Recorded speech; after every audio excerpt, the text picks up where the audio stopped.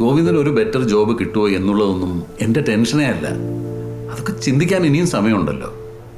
അതുവരെ നിങ്ങൾ അങ്ങോട്ടും ഇങ്ങോട്ടും കുറച്ച് ഇൻഡിവിജ്വൽ സ്പേസ് കൊടുത്താൽ രണ്ടുപേരുടെയും ഗ്രോത്തിന് അത് ഒരുപാട് പോസിറ്റീവാക്കും.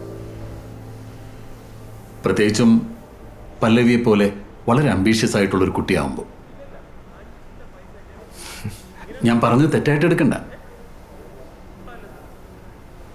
അങ്കിളിപ്പോ എന്നിത് പറഞ്ഞ് മനസ്സിലാക്കാൻ വേണ്ടി വന്നതാണ്. ഞാനുള്ളപ്പോൾ ഞാൻ തന്നെ വേണ്ട ഇത് പറയാൻ.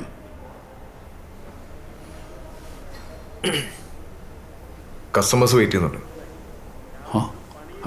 Of course. Thank you for the time.